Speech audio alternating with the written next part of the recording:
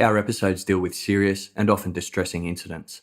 If you feel at any time you need support, please contact your local crisis centre. For suggested phone numbers for confidential support, please see the show notes for this episode on your app or on our website. Today's episode deals with a crime committed against a child. It won't be suitable for all listeners. We're going to go to Warren, right? Yeah.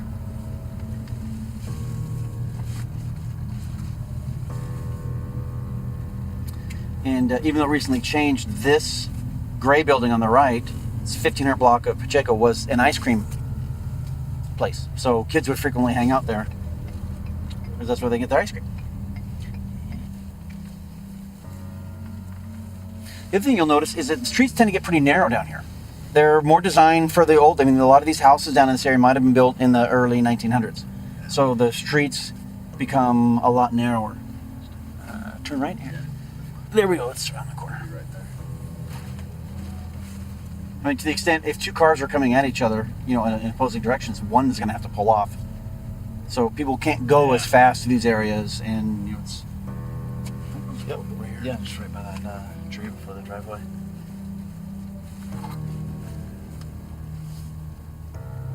All right, well, we're going to park here, and we'll go on the walking tour.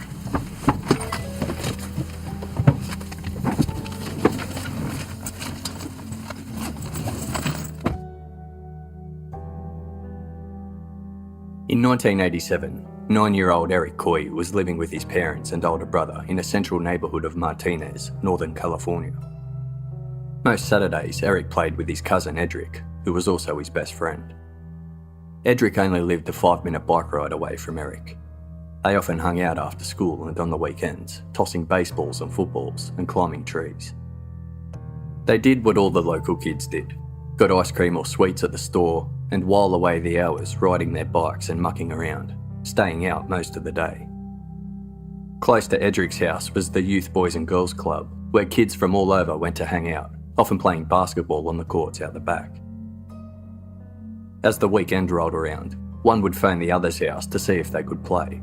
And on Saturday, January 24th, 1987, that's exactly what Eric did. Just before 11 a.m. that day, he phoned his auntie Angela to see if he could visit and play with Eddrick. At first, she said he couldn't come over, but then changed her mind and said yes. At 10:55 a.m, Eric got on his bike and set off to Eddrick's house. There was a shortcut through Martinez Junior High at the bottom of his street. It was raining a little, and he wanted to get to his cousin's house quickly. So he took the shortcut.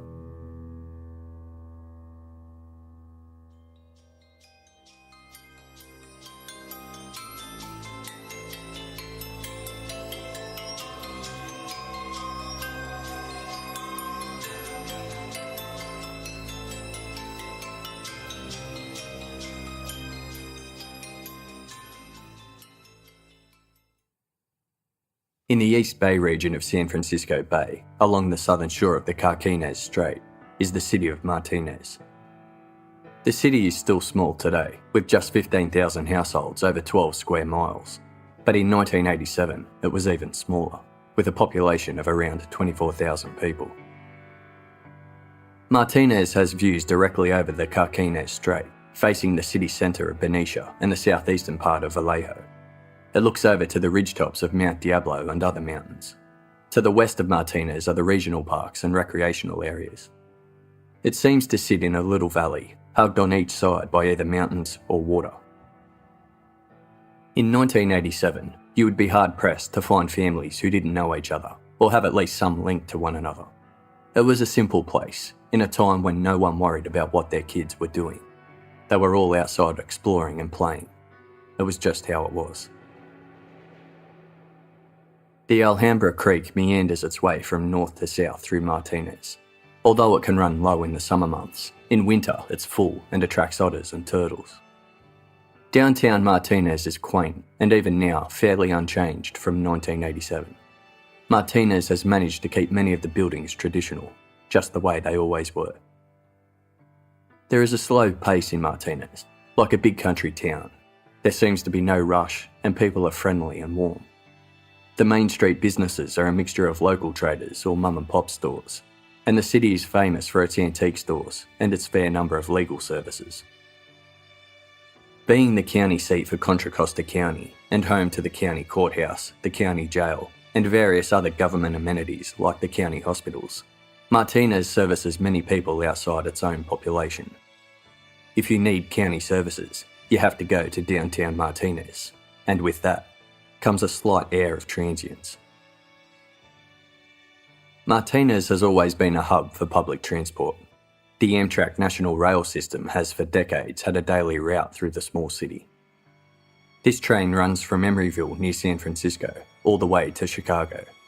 There is also a service from Seattle to Los Angeles, and numerous other local trains bring in people from all walks of life. Not impossible to walk from one side of Martinez to the other, the train station is just blocks from the courthouse, and likewise just blocks from the hospitals, including a mental health facility.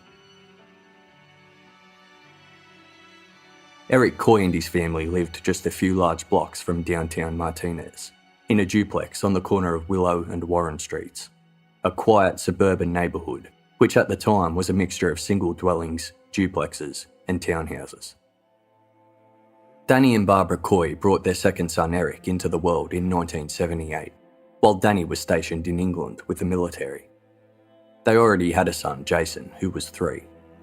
The Coy family moved back to Martinez around the time of Eric's first birthday.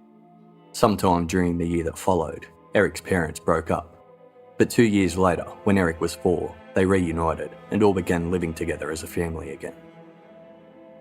Other family members would say that Eric was closest to his mother Barbara, and his brother Jason was closer to his father Danny. They lived in a corner duplex and shared a driveway with their neighbours. Although many houses, including Eric's, have now been redeveloped, most of the homes at the time were built around 1900. The streets are narrow and homes are relatively close together, including Eric's and his neighbours, whose doors were only around 10 metres from each other. The local police department, fire station and youth boys and girls club were just a few small blocks away from Eric's house. At the top of Warren Street, up a slight hill and just a minute's bike ride, is Martinez Junior High School, and just past the high school, over the Alhambra Creek, was Eric's cousin's house, Eddrick. Even today, 31 years later, cars still drive slowly and roll up to corners at a relaxed pace. It feels like a neighbourhood well cared for. A house on Eric's old street flies the American flag. Gardens are neat, and school kids huddle together opposite Martinez Junior High to buy ice cream cones from a street vendor as the bell rings. In 1987, John Q was a 17-year-old local kid from the neighbourhood.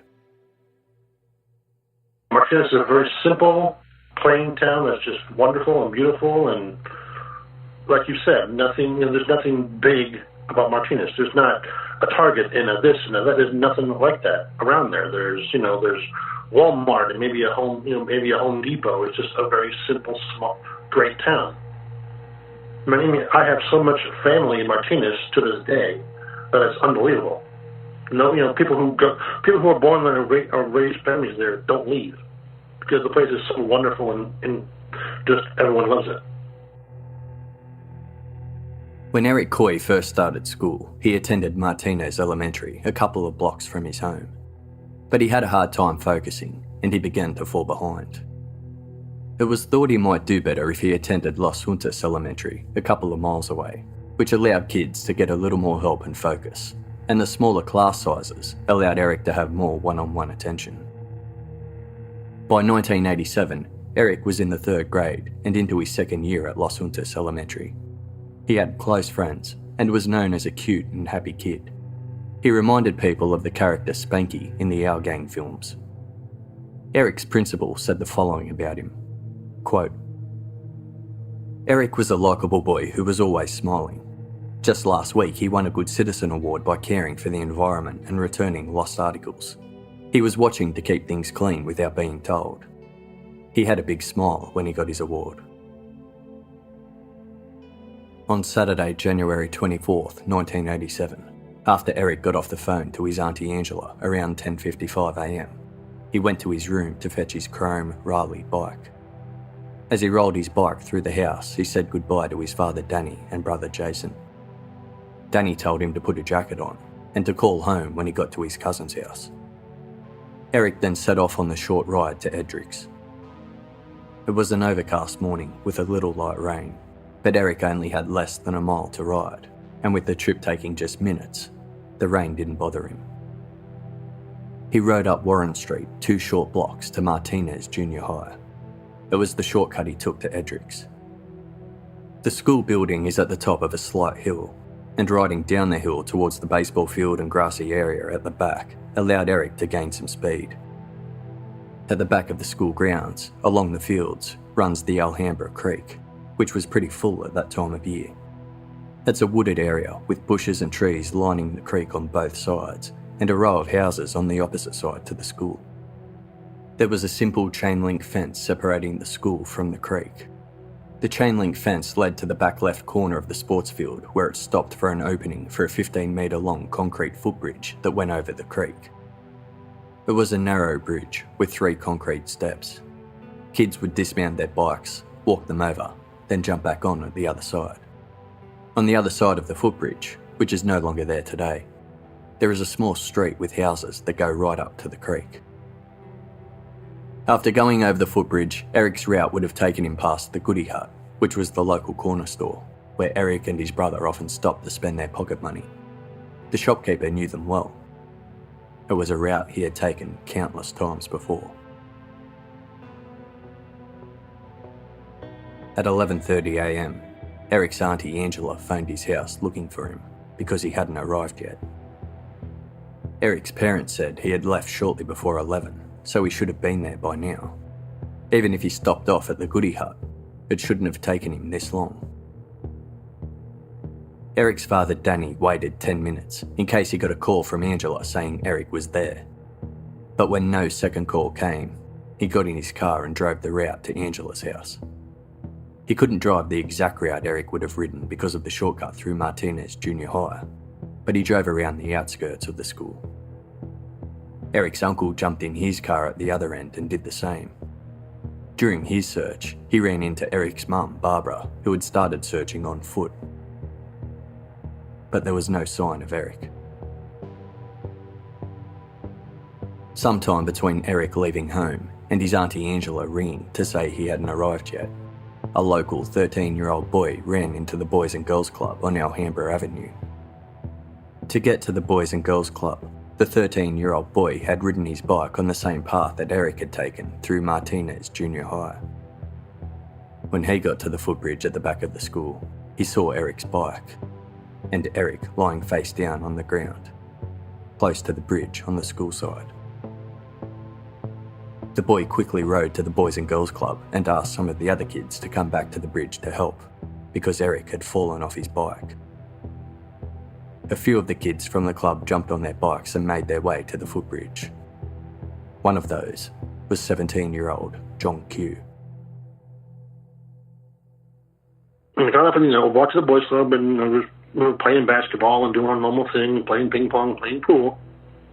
And then one of the kids, and honestly I cannot remember his name, he ran into the boys' club. He's like, well, someone needs to come with me to the junior high school. We're like, why? He's all, well, that kid Eric, I was walking by the boys' club or by the bridge, the junior high school by the bridge, and he's laying face down in the mud and he's not moving. I was thinking, oh God. So me and a couple other kids ran to where the bridge was from the junior high school, and once we got there, I told them to stay back, and I walked over the bridge, and I noticed Eric's bike was propped up against the fence that was there. And it wasn't mangled, it was just propped up nicely on the fence. And then I walked past that, and then I looked over, and I saw him. And he was face down in the mud with his eyes open and his throat cut from ear to ear. And that was the most horrific thing I'd ever seen. And all the other kids are like, what's going on, what's going on? And I couldn't stop them, obviously. I told them they shouldn't look. They walked up from behind me, and they looked, and they're like, well, what's going on? I'm like, I don't know. I didn't want to say anything. I mean, even at my young age, I knew what had happened. I knew he was dead because, there was so much blood, and that, his eyes were wide open, and he wasn't moving. And that picture, I can draw you a picture to this day. It's horrifying. And then when that pops into my head, it still scares me, just to see that again. And so, I try to get them away from the area. And I looked around and didn't see anybody else. And then I ran to one of the neighbors and knocked on the door and said, well, there's a kid over here by the junior high school. He's face down the mud and he's not moving, and his bike is propped up. Like, I don't know what I should do. Can you call the police? And so I called the police. He, said to call the police right now. He closed his door. Then I had all the kids stay with me by the bridge, not by Eric, thank God, but by the bridge. And then the cops showed up, and the fire truck showed up. And they're like, well, what's going on? I told them what's going on. What I saw, they walk over there, and then the guys from the fire truck, they start rushing over there. And I heard one of them say that he has a slight pulse. And I was thinking, that's impossible, but okay. But the main kid that found him, the police took him to one of their patrol cars to try to calm him down, because once he realized what was happening, I vaguely remember that he started to freak out a little bit because of what he had seen. The fire department were the first responders to arrive. When they found Eric, he was lying face down, with his head tilted to one side and his eyes open. They quickly rolled him over to perform life-saving procedures and discovered multiple stab wounds to his torso. He had some superficial defensive wounds to his hands and forearm, and his throat had been cut ear to ear. There was nothing that could be done. He was already gone. Martinez Police Department arrived on the scene soon after. While he was out searching, Eric Coy saw some police officers huddled down the end of the street leading to the back of the school. So he pulled up, leaned out his window, and asked them if they had seen a young boy. The officers asked Danny to pull his car over. Eric Coy, quote, I just kept saying to myself that he's not dead, he's hurt. But I knew he was dead. The policeman told me, your son's been murdered. All I could say was why.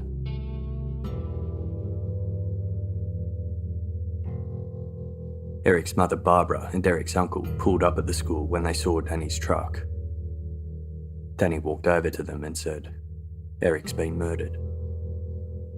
Barbara became so distraught, the police had to take her to one of their vehicles and drive her home. Police took over the scene and collected evidence, with Eric being found within minutes of his attack. Either the killer got in and got out very quickly, or the killer saw the 13-year-old boy who found Eric riding towards them and fled.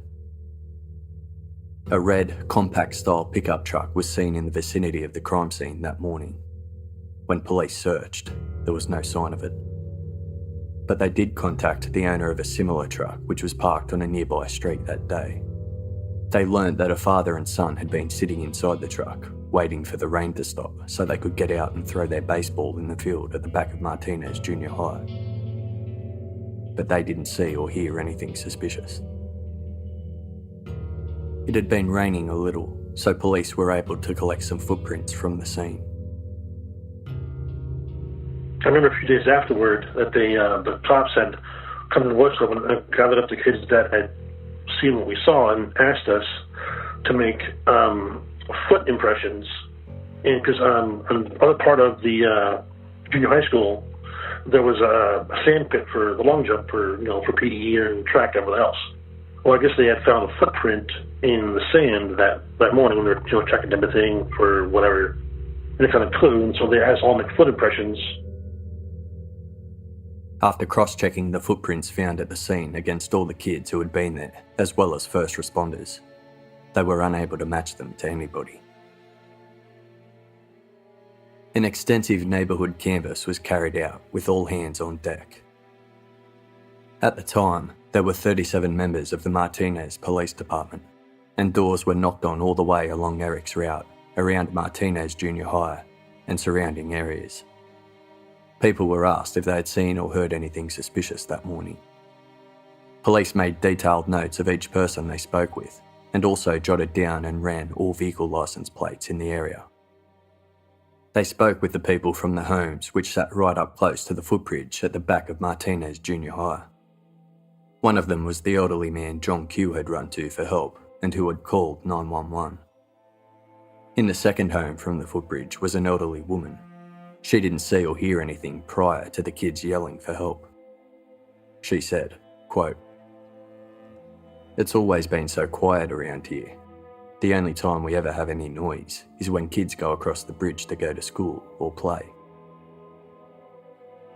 Detectives looked into records of all inmates that were discharged from the local jail during that week. Being only a few blocks from the crime scene, they followed up on every name, but no one stood out as a suspect.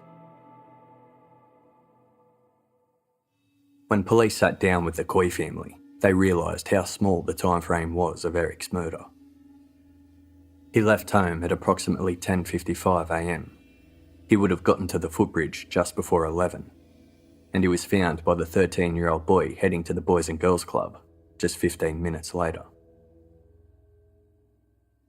Why would someone viciously attack a 9-year-old boy in broad daylight? Eric's family had no idea. His grandmother Ruth said, "He just loved people, but he would not take up with strangers. He was a street-smart boy." His father Danny, sitting on the back doorstep of their house, spoke to a reporter. He was wavering between being devastated and angry. Quote, "He was a very active kid and he loved that bike. The good kids are the ones taken from us." When asked about the killer, Danny said, "I would love to watch the son of a bitch die. They could let me in the cage and I would strangle him myself."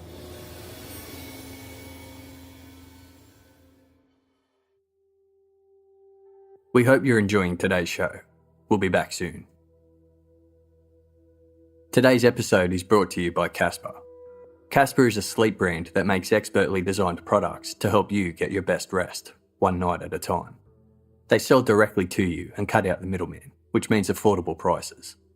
You spend 1/3 of your life sleeping, so you should be comfortable. Casper products are cleverly designed to mimic human curves, providing supportive comfort for all kinds of bodies.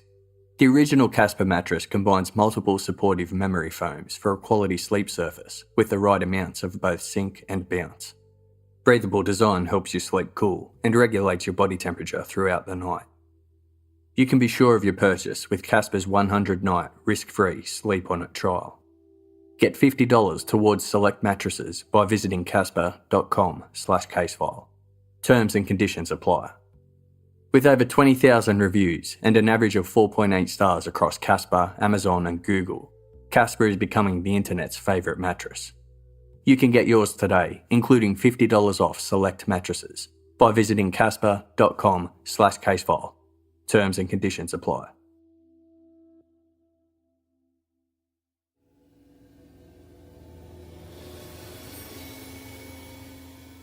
When speaking to the press on Monday, Martinez Police Chief Robert Marquith confirmed they were doing everything they could to track down the killer, but they had no answers. Quote, "We have recovered some evidence at the scene. It's a baffling case. Right now, we have no suspects, no motives, and no weapons. There is reason to believe the suspect had been lying in wait prior to contact with the victim. All the resources of the department are involved. We are looking at anything and everything. We aren't limiting ourselves." As Martinez police awaited results from the autopsy, they made contact with the FBI and the Department of Justice to aid in the investigation. The FBI was asked to complete a psychological profile of the killer. Police set up security around Martinez Junior High and had an officer stationed at the footbridge as kids started arriving at school on Monday morning. A 24-hour hotline was set up for anyone with information. Police Chief Markworth said he was confident the case would be solved. The autopsy confirmed Eric's death was caused by multiple stab wounds to his torso and a single wound to his neck. The murder weapon was believed to be a 6-inch double-edged knife or sharp object of some sort.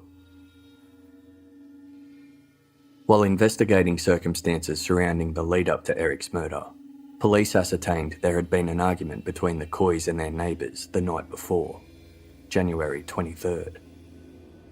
The Coys' female neighbour, Alicia, who they shared a driveway with, had complained to Barbara that Eric's bike was blocking the pathway to her front door.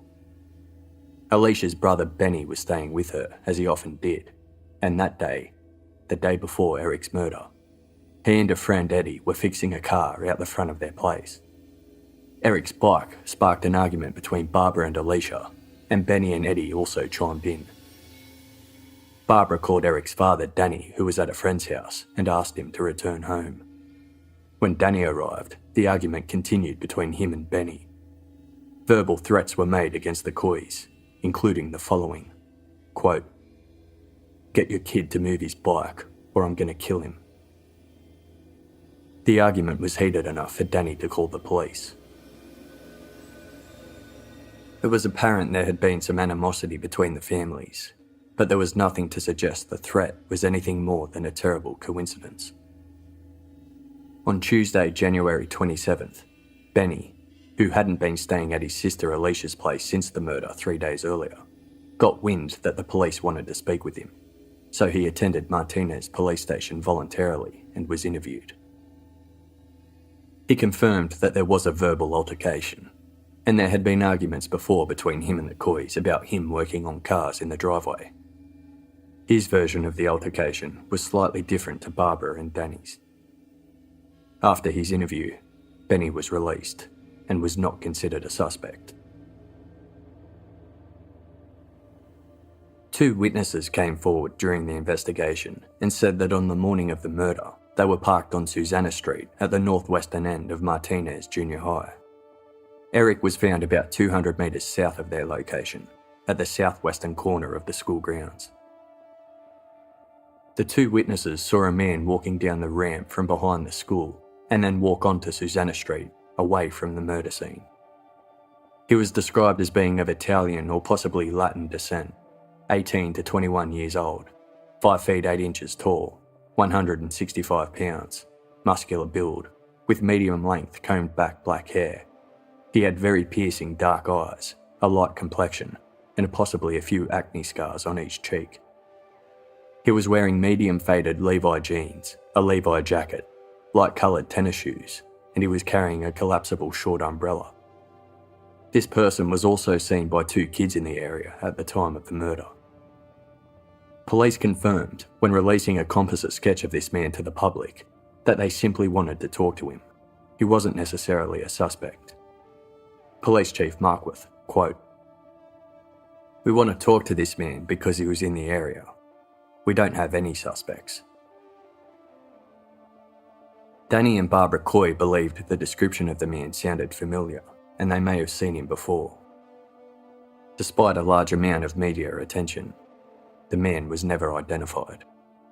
The composite sketch can be found in the show notes. The crime scene was in close proximity to a lot of people. There were the houses just on the other side of the footbridge. There were the 2 witnesses in the car on Susanna Street with a view into the school grounds. There were kids playing basketball at the high school who were just about on top of the crime scene. But no one heard anything. Not one scream was heard from Eric. Detective Sergeant Dave Mathers and Detective Miles Williamson drove us around the site and showed us the close proximity of the footbridge to Susanna Street, where the man from the sketch was seen by the 2 witnesses. So where we're taking you guys now is Susanna, where we looked out to from inside the school, and just to kind of see where that witness was that gave us a description. Straight ahead, you see there's a person walking kind of between the notch and the trees. There's an actual path that comes down, a cement path that comes down from the part of the school. When that was installed, I'm not quite sure, but I'm sure that path has been there for a long time. You you look up across the field, you can see where we were standing. Yeah. My recollection is from the eyewitness, they were in one of these off the roadway parking spaces waiting. It's raining. Person comes walking across. The person in the sketch looks, gives him, I think, like the quote unquote a hard stare, and then continues walking west from here. So look how small this is. So I mean, it's almost unreal what happened, because if he comes back this way, you have houses everywhere right here. You go that way, you have kids on the basketball court. You go to the left, there's the guy in his vehicle. I mean, We then drove around Martinez, where we really got an appreciation of just how close everything was to the crime scene. And we're going to come to the area where the Boys and Girls Club is and a fire station. And then I'll show you the other interesting feature. So here's the firehouse called Station 14. And on the back side of the firehouse is a rec center, Boys and Girls Club. So you see all of that on your left. You might see some kids that are out. You can see the area over there where the cars are parked. yeah. So that's kind of how close. In addition to this park, the next thing you notice on your left is the Martinez police station. So that's how close everything that is. would have still been here. I mean, look at that building. So that's... So here's the City Hall complex. We're talking 4.5 blocks. Martinez was officially dealing with the first murder of a child in the city's history. The community was better known for burglaries and drug possession than murders, let alone the brutal slaying of a 9-year-old child. Due to the grief and emotional reaction of the local community, staff from the Contra Costa County Mental Health Department hosted a community support meeting. Parents who had always felt Martinez was a safe and quiet area were now fearful. Most said they would be escorting their children to and from school until the murderer was caught. Traffic jams were caused at the school in the days after the murder, as the number of cars to pick up students quadrupled. At Eric's school, as well as Martinez Junior High, counsellors and nurses were made available to all students. Eric's principal said that teachers were looking for students who were showing signs of distress over the murder, and referrals were made to the school psychologist if needed. A representative of the Contra Costa County Sheriff's Department visited classrooms to talk about safety. Children were reminded of routine safety tips, including not talking to strangers, walking home with a partner, and staying on major roads. One local parent said, quote, "This is the first thing that's happened around here. It's really scary. You hear about how these things happen in other places, but this was right in our own backyard. I'll never let my kid walk to school again." Many of the children Eric's age didn't really understand what had happened. For little kids, it was hard to comprehend. Many of them knew something bad had happened to Eric and he wasn't coming back. But it would be years before it really sank in. We spoke to Sarah, not her real name, about what it felt like to be a kid in Martinez at the time, a city changed by a crime that many felt could have been any one of them. In January 1987, I was 8 years old and in the 2nd grade. I lived in an area known as the Townhomes off Pine Street, the road that runs in between where Eric lived and Martinez Junior High. As an 8-year-old, I remember the Challenger tragedy, Haley's Comet, seeing Stand By Me in the movie theaters, and Eric Coy's murder. Eric crossed over my street that morning on his bike. We didn't hear the news until later in the afternoon. The son of a family friend had been one of the kids that had discovered Eric's body. His mom had called my mom to tell her what had happened. I can't recall the exact moment she told me, however, I do remember seeing it later on the news, and then my mom pointing it out to me in the paper the next day. It took a while for it to sink in exactly what had happened. At first, it seemed like there were various rumors of what had happened floating around. All we knew as kids was that there was a child killer on the loose, in our town, and the freedoms I enjoyed as a child changed somewhat. Having just seen Stand By Me the previous summer, I felt the parallels with that story, how the kids had found a body and how they came to understand death through that. It was surreal and did not hit home for a bit. I felt more put out that I was no longer allowed to go wherever I wanted, Looking back, I realized I really didn't understand at the time what had happened. I didn't know that I even knew what murder meant or the violence Eric endured.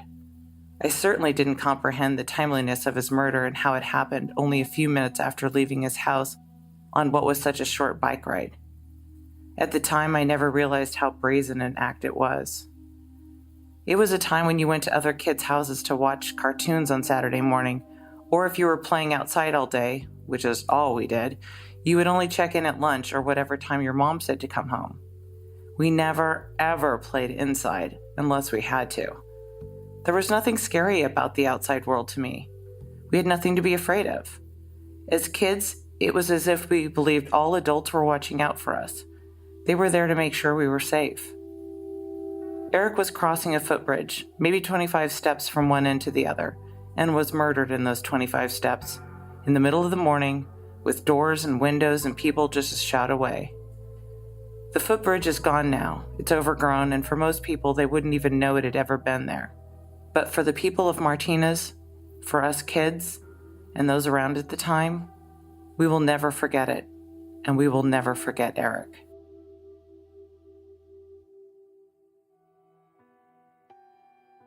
In the first week of the investigation, over 200 tips were called in.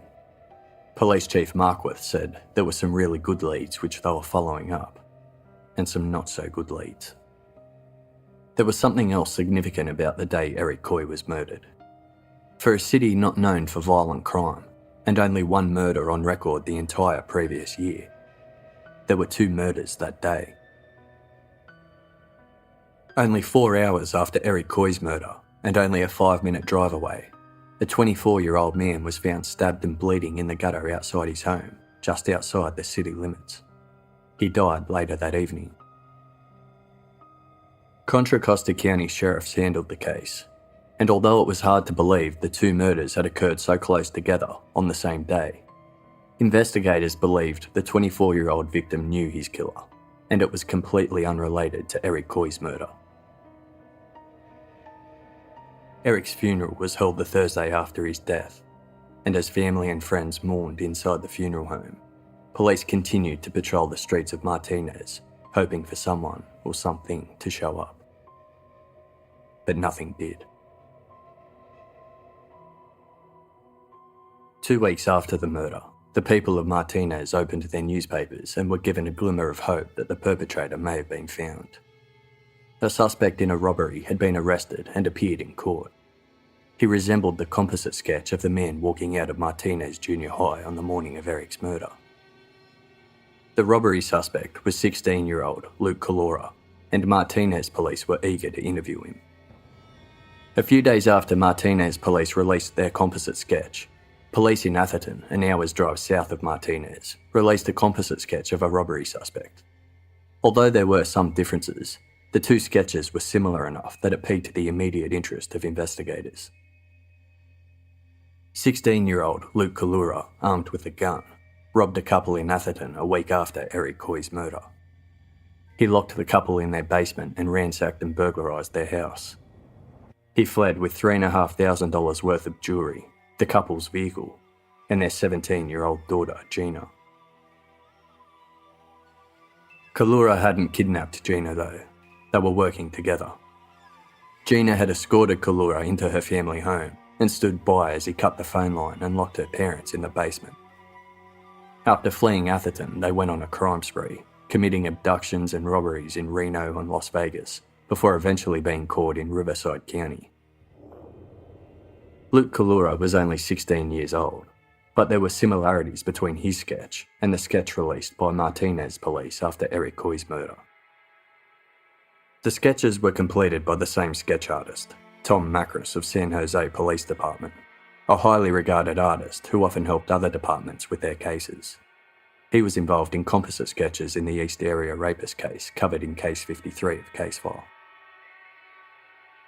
The Martinez sketch and the Atherton sketch of Luke Kalora showed similar facial characteristics, but other details of the sketches were different.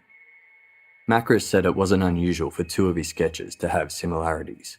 He also said his sketches should be treated as guideposts rather than exact descriptions. Quote, All of it is subject to distortion because of problems with witnesses' recall and the circumstances of their observations. The width of the face and the hairstyle were similar, but the man's hair in the Martinez drawing was collar length and wavy, while the hair in Luke Kalura's sketch was straight and longer. The Martinez sketch also showed darker eyes. Although only 16, Luke Kalura could have easily passed for 21, as the man seen leaving Martinez Junior High was thought to be. But it wasn't him. The lead fizzled. It was just a coincidence, which caused great disappointment to the Coy family, the police, and the people of Martinez, who all hoped they might have found their man.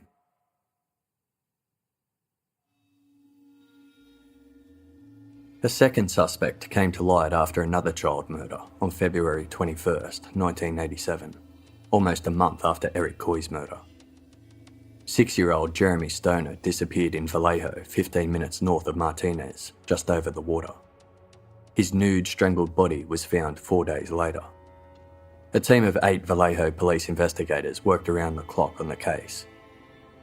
One of the civilian volunteers who helped search for Jeremy was Sean Quincy Milton, a 26-year-old one-time security guard, wannabe private investigator, and a known police hanger-on, who often told his neighbours he worked for the police. 2 days after Jeremy disappeared, Sean Milton visited Jeremy's parents, John and Karen Stoner, offering his services as a detective. He attended the candlelight vigil for Jeremy, as well as his funeral. Milton's former psychologist, who had treated him a few years earlier in relation to threats he made against his parents, phoned Vallejo police a week after Jeremy's body was found. During Milton's sessions, he had told his psychologist that he fantasised about taking young boys to the Delta area and leaving them after harming them. The Delta area is where Jeremy's body was found. 20 minutes after the phone call, as police were preparing to go and speak to Milton, he walked into the police station to offer information that he had gathered on Jeremy's case. He handed over a 15-page typed report on the killing. After providing his information, he left the station, but police kept a close watch on him. Milton returned to the police station that same afternoon to talk further about what he knew. Only this time, he wasn't allowed to leave. He was charged with Jeremy Stoner's kidnapping and murder. Milton lived in a mobile home with his wife, and his neighbours were surprised by his arrest, stating he had never bothered their children. They said Milton was a quiet person who mostly kept to himself. After Milton's arrest, Martinez police immediately sent 2 detectives to Vallejo to investigate whether Milton could have been responsible for Eric Coy's murder as well. Martinez police couldn't ignore the proximity in place, time, and age of the 2 victims. During his police interrogation, Milton described himself as a violent, paranoid schizophrenic, obsessed with sexual perversions and death. He showed signs of a mean second personality, changing his voice, mannerisms, and facial expressions. He started calling himself Wolfen. Later, his wife confirmed that his second personality was named John Wolf. During the parts of Milton's interrogation where he spoke as John Wolf, he indicated to police that he was with the person who killed Jeremy Stoner. He referred to the killer as the Terminator, but that's all he would say about him. Milton claimed he had nothing to do with Jeremy's murder himself. He was innocent. Milton only had one prior arrest, for writing a bad cheque 4 years earlier. After an extensive investigation, there was no evidence to link Milton to Eric Coy's murder. No charges were laid by Martinez police, and to this day, there is no evidence to suggest he was involved. He was charged with Jeremy Stoner's murder, but both trials ended in a mistrial due to deadlocked juries. A decision was made not to seek a third trial, meaning Sean Milton was allowed to go free.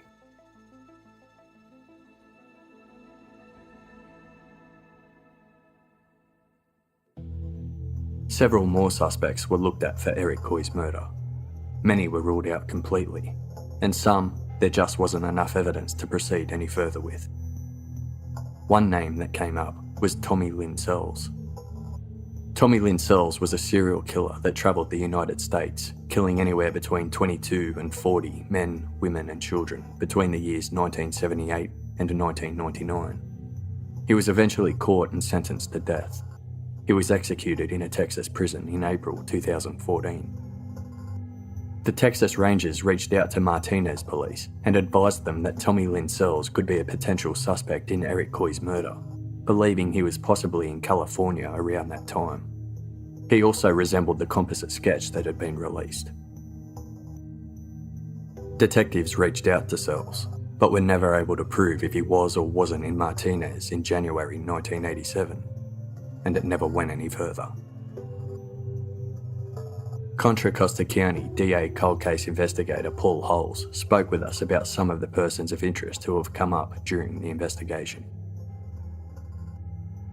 Somebody like a Tommy Lynn Sells, he gets caught in Texas and they end up timelining him out, and he starts dropping into various jurisdictions, including California. And so what years are he in California, and what kinds of cases, what cases are out there that would kind of fit what we knew he was doing.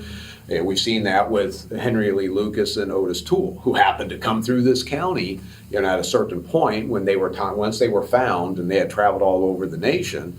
Well, they come into this county, and now we're starting to take a look at unsolved homicides because they just happen to be in the county around, traveling through it. So sometimes these notorious guys pop up in these little local jurisdiction cases because of that situation, and it's a absolute bona fide way to, it's bona fide to pursue that as an angle, because you could have, them committing a crime in your jurisdiction, but a lot of times it's a non-starter. They literally just were somebody that maybe were traveling on the freeway, got pulled over by CHP, given a ticket, and they're moving on, and didn't spend any time at all and weren't responsible for any of the unsolveds. And then part of this, in the 1980s, in this area, we had an unusual number, and it's regional, not just Contra Costa, but kind of regionally, we have an unusual number of kids, mostly girls, that went missing. So we have Amber Schwartz Garcia and Michaela Garrett and Eileen Michelhoff, Tara Cassi in 1979, Nikki Kim. So you kind of look at the context of what's going on in this county, and here we have another kid that's being killed. Kind of a different type of crime, but it's also kind of within, what's the context of what's occurring in the crime types. It just kind of happened to spike that we had a lot of crimes against kids in the 1980s for whatever reason. So that's just probably also something that influences maybe the original investigators' thoughts that this must be a stranger type of crime. So then you get somebody like a Timothy Bittner, who's a guy that's rolling around in a blue van, who's showing up anytime a girl goes missing, and he's got little posters of missing kids in his van, and he's reaching out to the moms of missing girls, and he's just somebody that's always there, and he's always been suspected with a variety of these cases. And then Fairfield, served a search warrant on his house, and he sued them and actually won that lawsuit because they announced it to the media, so he had sort of a defamation type of situation. But you have these types of individuals that are sort of notorious and are known to law enforcement, and when you have a certain type of crime, of course, you're naturally going to start thinking, well, what offenders that we know of who are out there would fit? And so you do have the Sean Meltons or the Timothy Bittners that are local guys that you naturally just start eyeballing just to see. Typically, if you have a fantasy motivated offender, he's going to spend more time with the victim than what we see in this case. So if it were something like that, that's where I'm thinking the guy got scared off before he could do anything more. But if that's the case, this was literally, this little boy is attacked and killed right away. This was not something where the offender is spending a lot of time with this victim before, because then you'd probably see other types of evidence, especially if it's sexually motivated. You'd see, disrobing of the body and stuff like that. So this literally, to my eyes, and it's been a long time since I've looked at the crime scene photos, to my eyes, is that boy is pushing his bike and somebody comes up and is immediately starting to kill him. And that tends to gear the motivation, unless this guy's fantasy is to kill. And that was Gary Ridgway's very first crime, was he just wanted to see what it would be like to push a knife inside a body, and he goes up to a younger boy and stabs the kid, you know? You don't have the typical fantasy stuff going on that you would naturally be able to interpret in a crime scene reconstruction. So do you have that going on, or is this is an individual who's trying to eliminate this little boy for whatever reason? Is it because he's got angst against the boy, or is it because he is trying to communicate through this violence to somebody else? Within a month of the murder, the Coy family's neighbours, who they had an argument with, moved out and moved away from Martinez. Nothing further is known about them. As the weeks turned into months, Martinez began to go back to the way it was. Police stopped circling the streets around Martinez Junior High and the footbridge. Less tips came in, and before long, there was no one left to interview or question. The Coy family were quiet, coming to terms with life without Eric in it. Eventually, Danny and Barbara separated again, and this time, they didn't get back together. By 1994, Danny Coy was living in his car in a nearby city. He was battling drug and alcohol problems. According to Jason Coy, Eric's brother, Danny said he took care of it, meaning he took care of the person that murdered Eric. Jason asked his father for more details, but Danny wouldn't elaborate. Jason didn't know if his father had really found out who killed Eric and had dished out street justice, or if he was just drunk and talking shit. There is a report of Danny Coy shooting a gun towards a moving vehicle with two people inside around the same time he told Jason this story. Danny was convicted and served jail time for the shooting, but he didn't hurt anybody. The occupants inside the vehicle said they had no idea who Danny Coy was or why he shot at them. It appeared to be nothing more than a road rage incident. It's unknown if this was the incident Danny was referring to in his conversation with Jason. Perhaps he was talking about another incident entirely. Or maybe Danny was under the influence and wasn't talking about anything that really happened. Following Danny's release from prison after the shooting, he took his own life. Eric's case eventually went cold and wasn't looked at again until about 10 years later. People from the initial investigation, including members of the Coy family, were re-interviewed, but nothing further came to light. The FBI gave 3 possible suspect profiles. 1.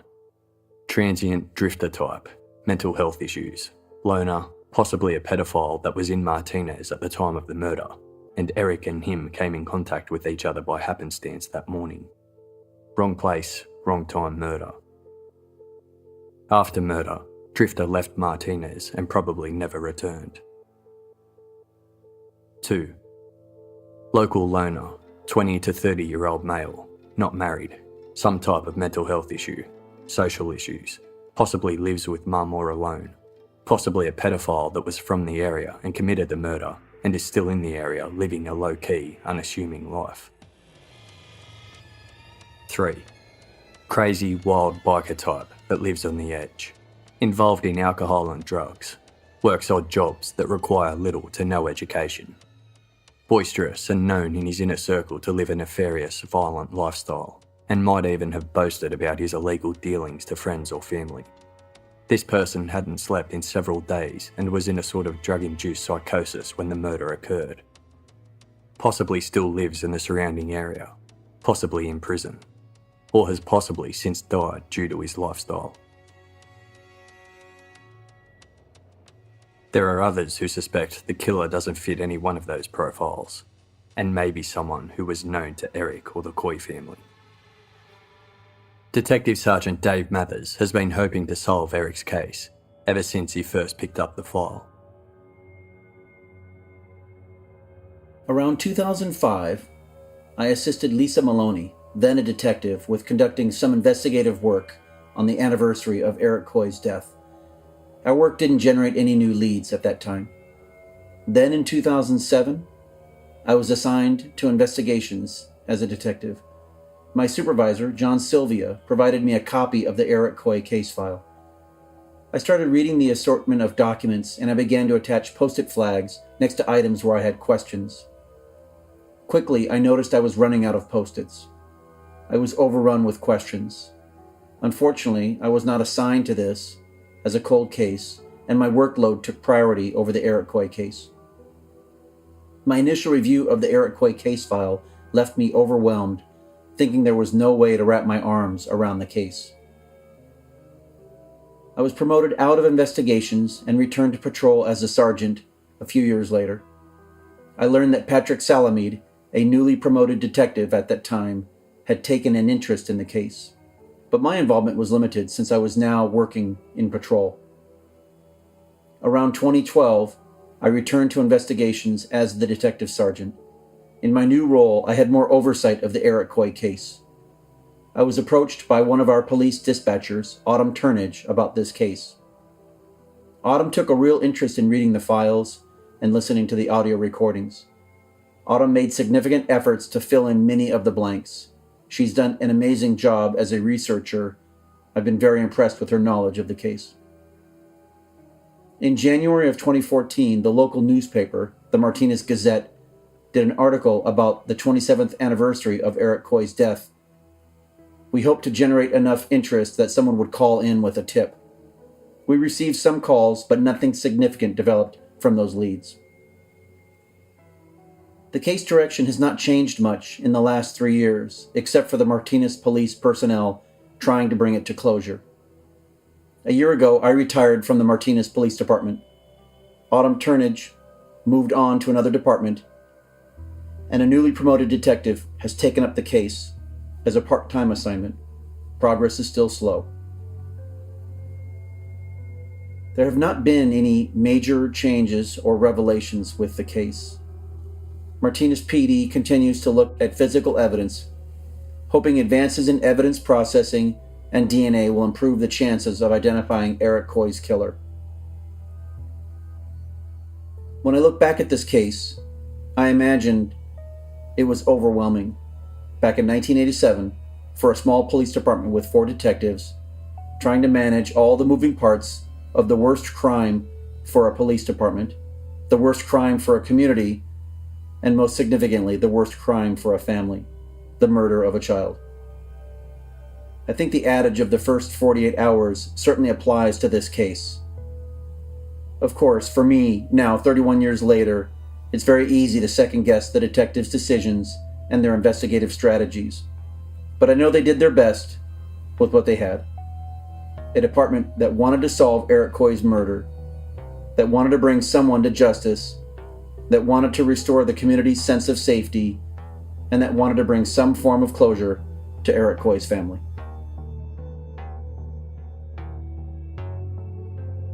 31 years has passed. Eric's family still have no answers, but the detectives determined to solve the case have not given up. Special thanks to Detective Sergeant Dave Mathers, without whom this podcast would not have been possible. Thank you to Detective Miles Williamson, Autumn Turnage, and Contra Costa County DA Cold Case Investigator Paul Hulls for sharing your wealth of knowledge. Thank you John Q and Sarah for sharing your stories. If you or someone you know has any information regarding the murder of Eric Coy, please contact your local law enforcement office, the Contra Costa County Sheriff's Office, the Martinez Police Department, or the FBI tip line. Contact information for all of those departments will be in the show notes.